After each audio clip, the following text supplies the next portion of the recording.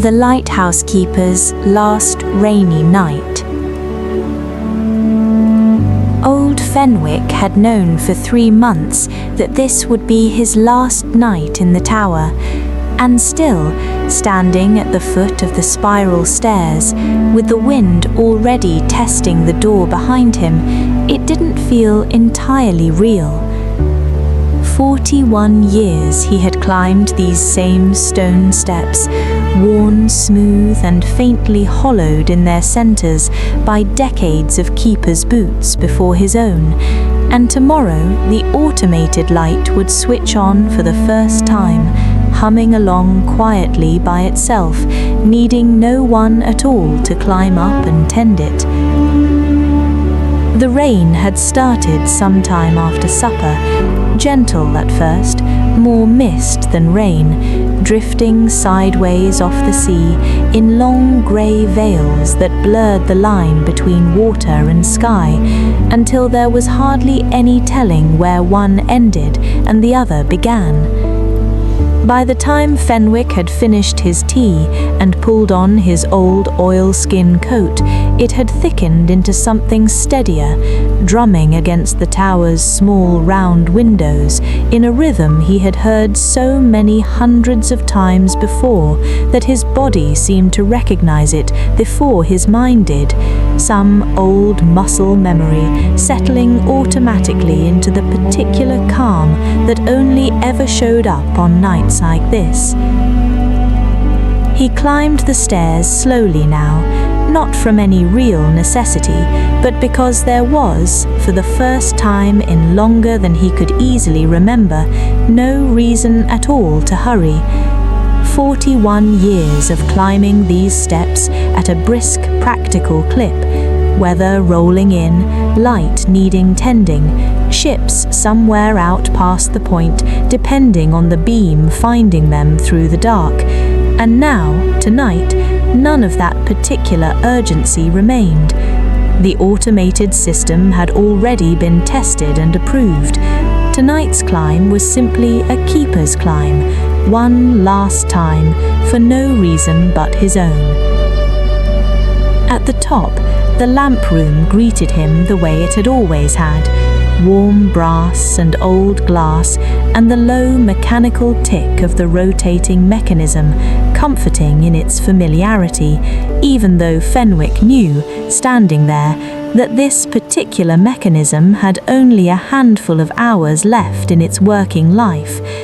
Tomorrow it would be dismantled, packed carefully into crates by 2 young engineers from the mainland, and something smaller and colder and entirely automatic would take its place. He settled into the old wooden chair by the window, the same chair that had held 3 generations of keepers through countless storms, its arms worn shiny and smooth by decades of hands exactly like his own, and watched the rain streak sideways across the glass, lit gold and briefly by the great slow sweep of the lamp's beam as it turned, patient and unhurried, out toward the black water beyond. The storm built steadily through the early evening, the wind finding its voice first in a low moan around the tower's base stone, then rising gradually into something with real teeth, rattling the small windows in their old iron frames and sending fine sprays of rain hissing against the glass with each fresh gust. Fenwick had weathered worse, plenty worse, in his 4 decades up here. Nights when the whole tower seemed to sway faintly at its very top. Nights when the waves below threw spray high enough to reach even this height. And he found himself, if anything, grateful for tonight's storm. Grateful that his last night wouldn't be some quiet, uneventful thing, but a proper one, worthy of the work he'd given his life to. He rose after a while and moved to the small brass telescope mounted by the window, an old habit that needed no real justification anymore, and swept it slowly along the black horizon, more out of ritual than expectation. Nothing moved out there tonight, no distant running lights, no fishing boats foolish or unlucky enough to still be out in this. Just black water and grey rain, and far off the faint pale line where sea met sky, barely visible even to eyes as practiced as his. Fenwick lowered the telescope and let out a long, slow breath, watching it fog briefly against the cold glass before fading. 41 years, and tonight the sea kept no secrets worth finding. Perhaps, he thought, that was its own kind of gift, a last night spent simply watching rather than working, the light doing its quiet duty all on its own, while he sat back for once and only watched. Down in the small keeper's quarters below the lamp room, a kettle waited on the little iron stove, and Fenwick made his way back down the spiral stairs to put it on, moving with the same unhurried care he'd carried up. The quarters were spare but comfortable, a single room that had housed him alone for the last dozen years since his wife had passed, though the walls still held her touches everywhere he looked. A faded blue curtain she'd sewn from an old sail, a row of seashells arranged with obvious care along the windowsill, a small framed photograph of the two of them standing at the tower's base decades ago, young and windblown and laughing at something neither of them could likely remember now. He set the kettle on to heat and settled into the second chair by the small stove, the one that had once been hers, and let the rain's steady drumming against the quarter's single round window fill the quiet while he waited. The wind moaned low around the tower's base, an old familiar sound, and somewhere far below, the waves threw themselves against the rocks in their own unhurried rhythm, patient and endless, a sound Fenwick had fallen asleep to for so many years that true silence, on the rare calm night, sometimes felt stranger to him than any storm. Reaching for the tin of tea on the small shelf above the stove, his hand brushed against something tucked behind it, forgotten, and he drew out an old cigar box he hadn't opened in years, its corners soft and worn, a faint smell of tobacco still clinging faintly to the wood. Inside, beneath a few old coins and a tarnished pocket watch that no longer kept time, he found a small stack of letters tied with a thin strip of ribbon, his wife's careful handwriting on the topmost envelope addressed simply to "My Keeper," though she had, in 40 years of marriage, never once needed to actually post them, always just tucking them somewhere he'd eventually find. He untied the ribbon carefully and opened the first letter, the paper gone soft and slightly yellowed at the folds, and read her words by the low light of the stove, her voice returning to him easily even after all these years, warm and a little wry, exactly as he remembered it. She had written it, the date told him, on a stormy night much like this one, decades ago, describing the sound of the rain against their small window and the comfort of knowing he was just one floor above, tending the light that kept the whole dark coastline safe. Fenwick read slowly, in no hurry at all, letting each familiar turn of phrase settle into him the way the rain settled into the old stone walls around him. And when he finished, he sat a while simply holding the letter, feeling something warm and quietly sad move through his chest, the particular ache of missing someone who nonetheless still felt, on nights exactly like this one, entirely present. The kettle's whistle rose slowly to its full pitch, and Fenwick rose to take it off, pouring the hot water carefully over a spoon of tea leaves in his old chipped mug, the same one he'd used for as long as he could remember, its handle worn smooth from decades of the same careful grip. He carried it back to the chair, tucking the letters safely back into their cigar box, though he left the ribbon looser this time, deciding he would read another tonight before the light needed checking again, and perhaps another after that. Outside, the storm showed no signs of easing, the wind rattling the small window in its frame with each fresh gust, and Fenwick sipped his tea slowly, listening to it all, feeling the particular calm that had always found him on stormy nights up here, the sense of being exactly where he was meant to be, doing exactly the work he was meant to do, regardless of how loud the world outside chose to get.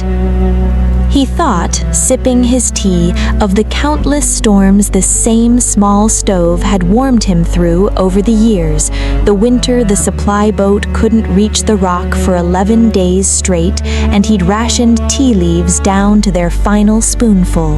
the autumn gale that had torn the old wooden signal flag clean off its post and sent it spinning out over the black water, never seen again. The night, early in his very first year, when a young and frightened Fenwick had climbed these same stairs, certain the whole tower might come down around him, only to have the old keeper before him, a gruff, kind man named Harlan, sit him down with exactly this same tea and explain patiently that the tower had stood through worse than this 100 times before, and would again.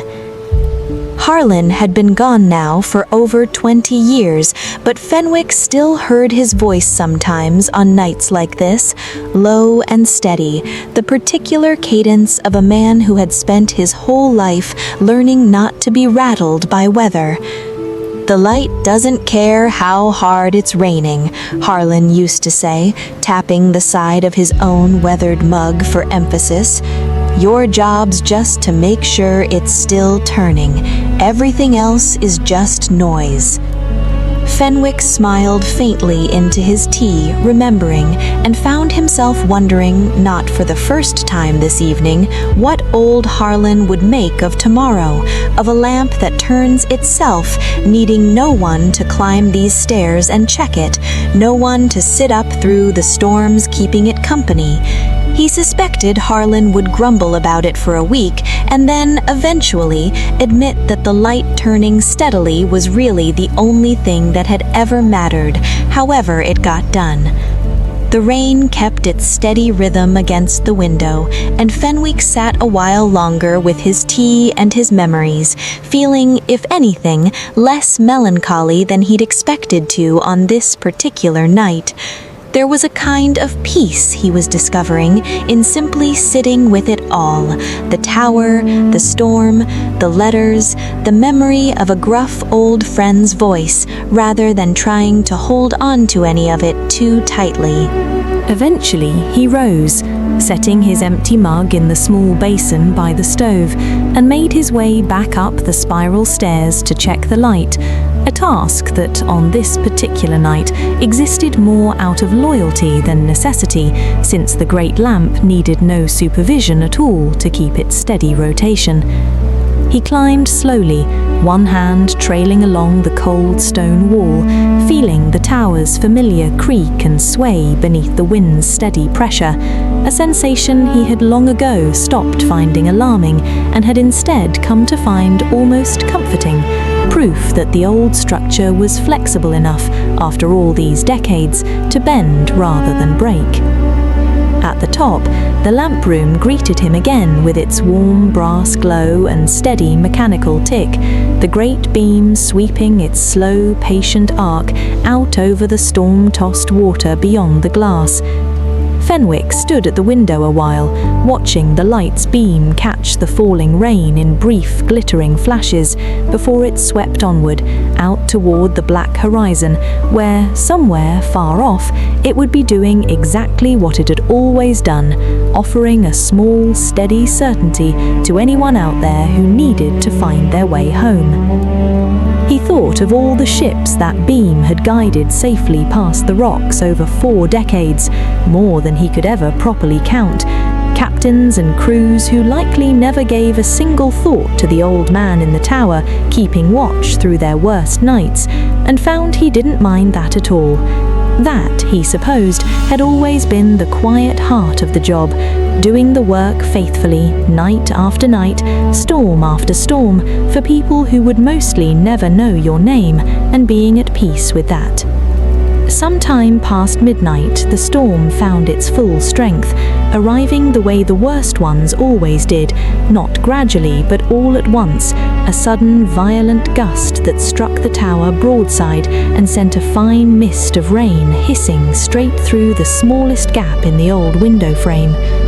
Fenwick, dozing lightly in the wooden chair by the lamp-room window, woke fully at once, old instincts sharpening immediately despite the years, and rose to check the glass, the mechanism, the old iron door below, the way he had 1,000 times before at exactly this hour. The wind howled properly now around the tower's stone base, a deep, full-throated sound, unlike the low moan of earlier in the evening, and the rain came in nearly horizontal sheets, driven hard off the black water, striking the glass like scattered gravel. Lightning split the sky somewhere far out to sea, illuminating for one brief silver instant the full churning chaos of the waves below, white-capped and enormous, throwing spray high enough that Fenwick, even at this great height, thought he could taste salt on the air inside the lamp-room. The thunder that followed arrived slow and rolling, stretched out by the great distance it had to travel across open water, less a single crack than a long, deep growl that seemed to come from everywhere at once. Fenwick felt it in the soles of his boots, in the old stone beneath them, a familiar vibration he had felt countless times over 4 decades, and found himself, even now, even on this last of all nights, standing a little straighter to meet it. He was not afraid. He had long ago stopped being afraid of storms like this one, not because they had grown any gentler over the years, but because he had grown, slowly and without quite noticing it happen, into exactly the kind of man a lighthouse needed keeping it, steady where the weather was not, patient where the sea was reckless, entirely unhurried even when everything around him seemed determined to hurry. He checked the great lamp's rotation once more, out of habit, watching the mechanism turn its steady, patient circle, despite the wind's best efforts to shake the whole tower loose from its foundations, and satisfied that all was exactly as it should be, settled back into the old wooden chair to wait the worst of it out, the way he always had, the way, he supposed, keepers before Harlan and keepers before them had always done as well.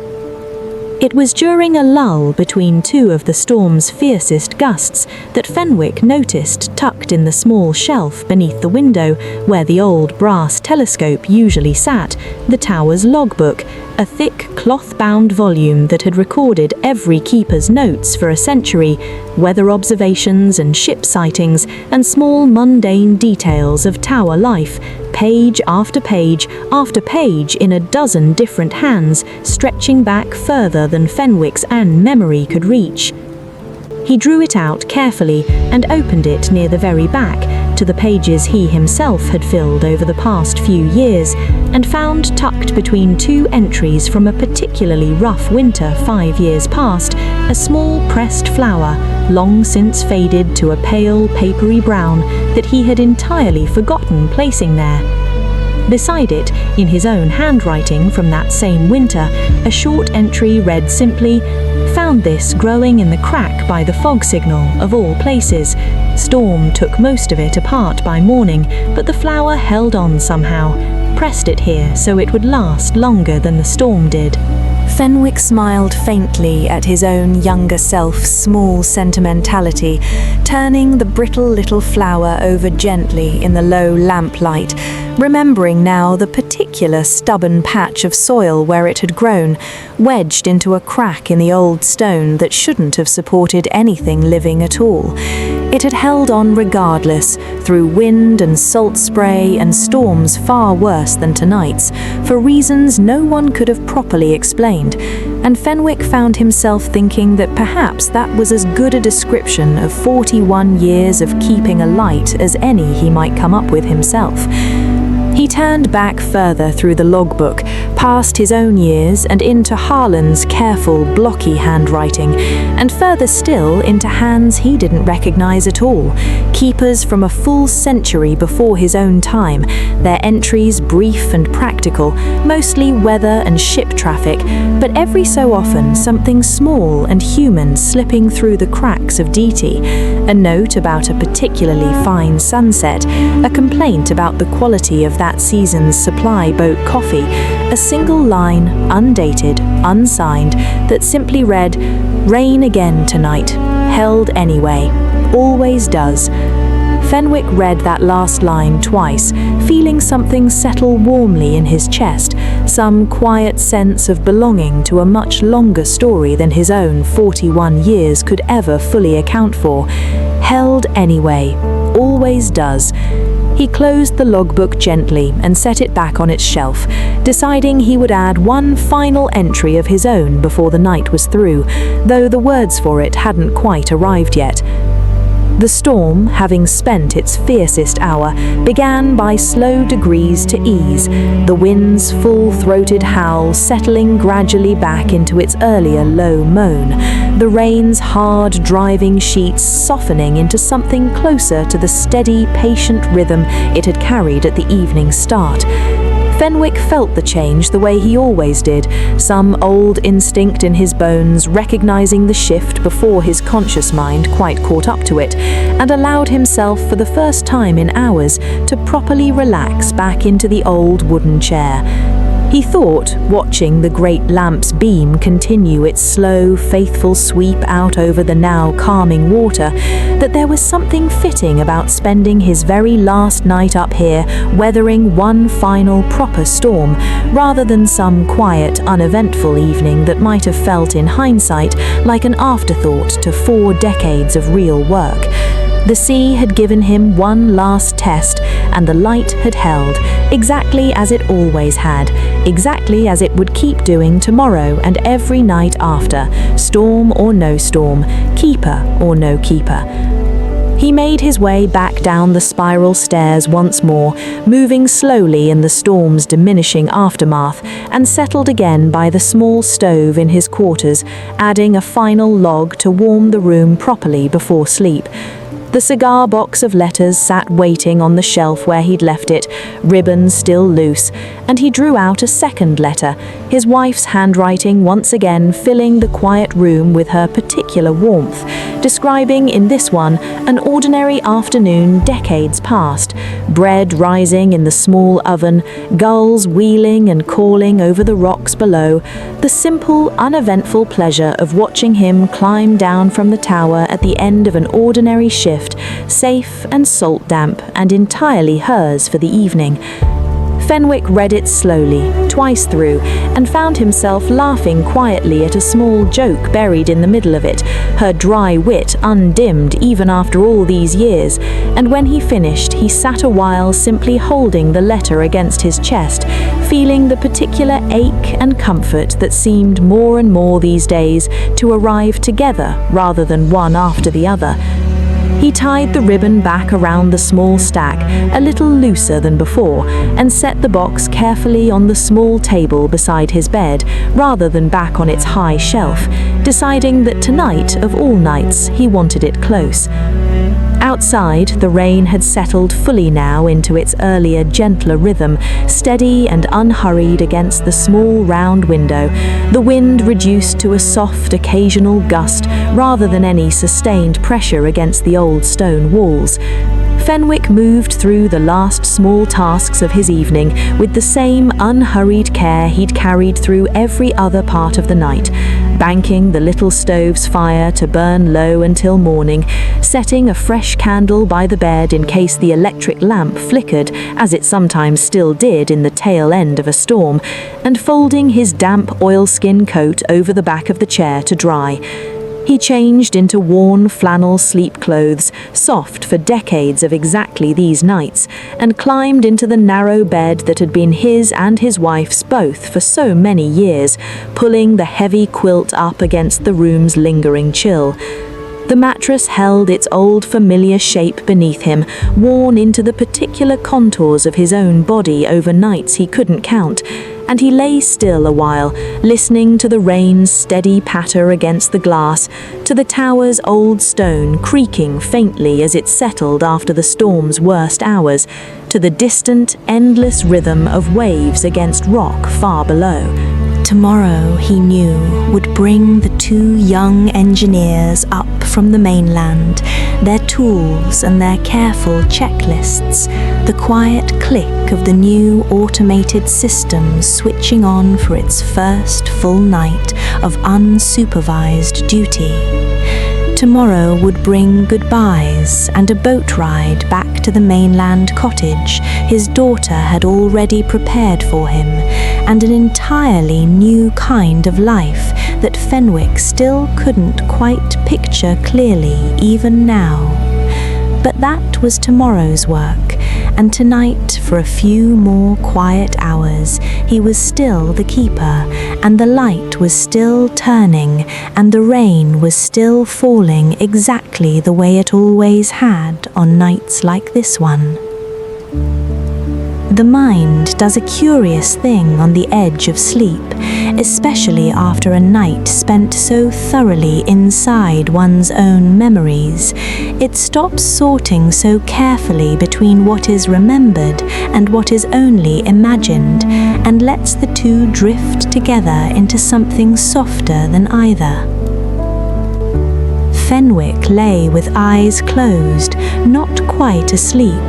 thoughts moving without any real steering, the way the sea itself moved, some deep current beneath the surface carrying everything gently along, regardless of what the wind happened to be doing up top. He thought he heard, very faintly beneath the rain, his wife's voice again. Not the words from her letters exactly, but the warm, familiar tone underneath them, the particular cadence she'd always used on stormy nights like this one, sitting up with him in the quarters below, while the light did its patient work one floor above. He thought of Harlan too, gruff and steady, tapping his mug for emphasis, insisting that the light didn't care how hard it rained, that a keeper's only real job was making sure it kept turning, that everything else really was just noise. Fenwick thought, drifting now properly towards sleep, that he had spent 41 years trying to live up to that one simple instruction, and found himself hoping, in the loose, forgiving logic of half sleep, that he had mostly managed it. The wind sang its last thin note through some small gap in the old stone, and in Fenwick's drifting mind it became, briefly, the sound of his wife humming some half-remembered tune from the kitchen below, before he remembered, gently, that the kitchen had been quiet for over a decade now, that the sound was only wind, only rain, only the tower settling into its own long night, the same as he was settling into his. Somewhere above, muffled through the floor, the great lamp's mechanism ticked on in its steady, patient rhythm, turning and turning, needing nothing from him now but his simple faith that it would keep doing so, tonight and every night after, long after he himself had stopped climbing these stairs for good. tomorrow existed only in the vaguest terms now. The engineers and their checklists, the boat ride to the mainland, his daughter's small guest room with its unfamiliar bed and its view of ordinary streets instead of open water. None of it pulled at him the way it might have weeks ago, when the thought of leaving still felt sharp and unresolved. Tonight, everything could simply wait its turn, unhurried, the way the rain was unhurried, the way the light's slow rotation had always been unhurried, one patient sweep after another, out over the dark water, asking nothing of anyone except that it be allowed to keep turning. The rain went on. The old tower held the way it had always held through this storm and every storm before it, and somewhere beneath all that steady sound, Fenwick's breathing slowed further still and further until it too had settled fully into the storm's own patient rhythm, indistinguishable from the rest.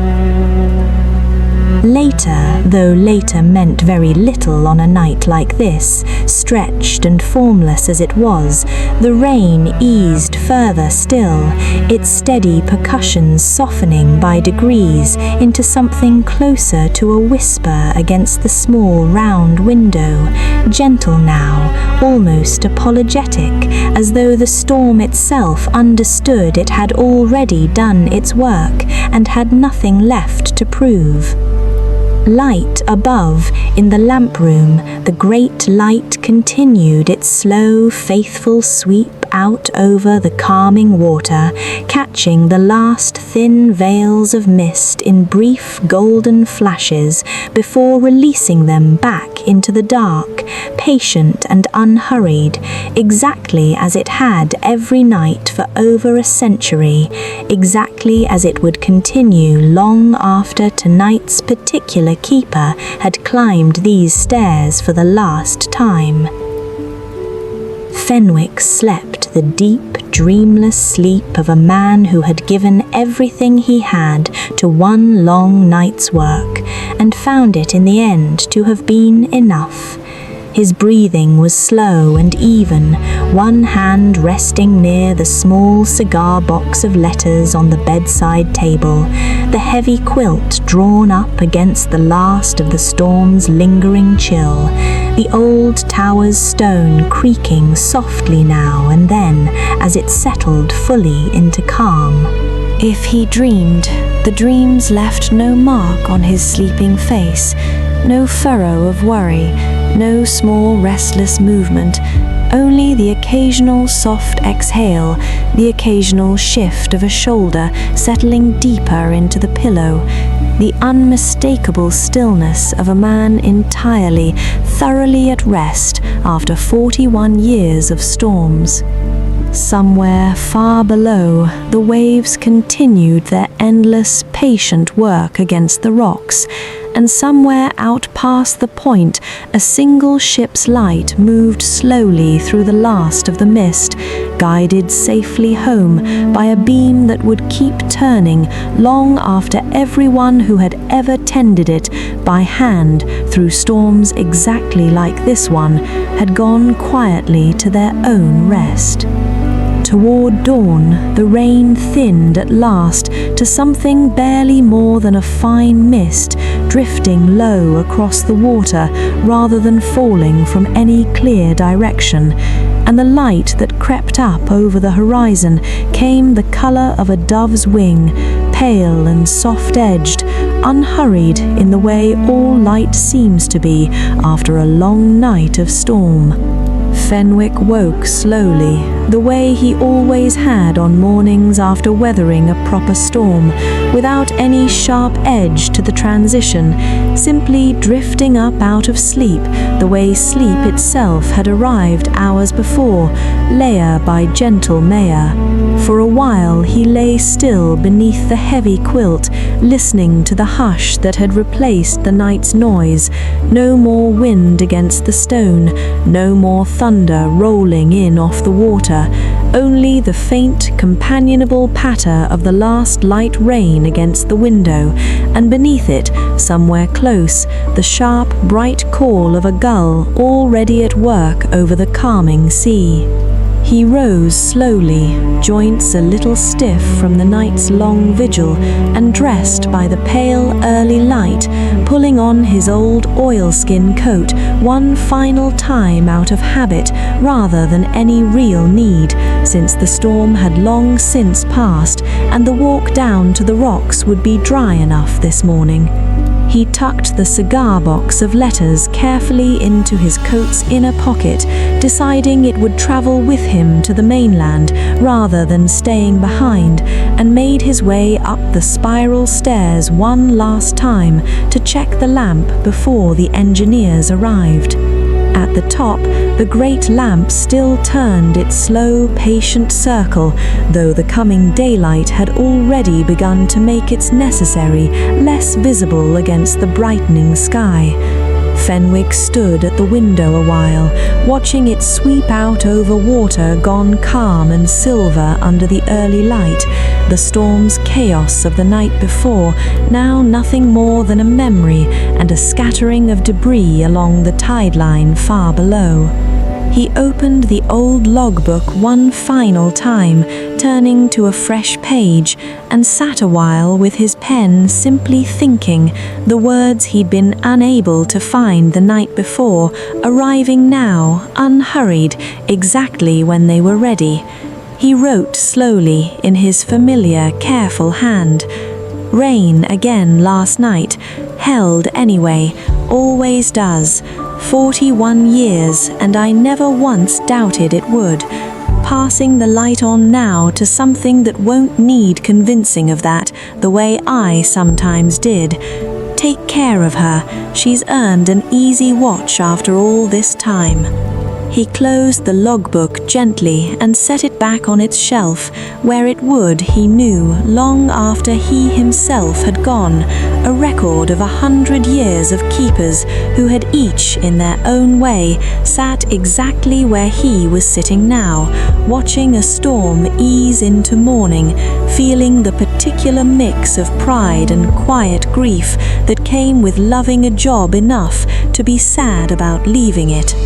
The engineer's boat arrived a little after 8, cutting a clean white wake across the now gentle water, and Fenwick watched it approach from the tower's small landing, 2 young men in bright yellow slickers waving cheerfully as they climbed up from the dock, tool bags slung over their shoulders, clearly eager to get to work. He greeted them warmly, showed them up to the lamp room without any trace of the reluctance he might have expected to feel, and stood back, hands in his coat pockets, watching them begin their careful, competent work. "She's a good light," he told them before he left, nodding once toward the great lamp, still turning its patient circle even as the engineers began unfastening its old housing. Rain or shine, never once let anyone down in 41 years. You'll take care of her? "We will," the younger of the two said, and something in his earnest, slightly nervous nod told Fenwick that he meant it, that the light, however it came to be tended from here forward, would remain in careful hands, even if those hands belonged to gears and wiring rather than a man in an oilskin coat. Fenwick made his way back down the spiral stairs one final time, his hand trailing along the same cold stone wall it had trailed along for 4 decades, feeling the tower's familiar creak and settle beneath his boots, and stepped out at last into the clean, rain-washed morning air. The clouds had begun to break apart along the horizon, letting through the first pale hints of actual sunlight, and the sea beyond the rocks lay calm and silver and endlessly patient, giving no sign at all of the storm it had thrown at him only hours before. He stood a while at the base of the tower, looking up at it one last time, at the great glass lamp room catching the first thin sunlight, at the old stone walls that had held him safe through more storms than he could ever properly count, and felt, standing there, not the grief he had half expected, but something closer to a quiet, settled gratitude, the particular peace that comes only after a job has been done all the way through to its very last night, faithfully, without shortcuts, without regret. That, he thought, turning at last toward the waiting boat and the mainland and whatever came next, was really all any keeper could ask of their years at the light, to arrive steady, to tend something faithfully through every storm that came, to let the rain fall exactly as hard as it needed to and hold anyway, and then, in its own good time, to walk away into a morning washed entirely clean, ready, unhurried, for whatever quiet thing came next.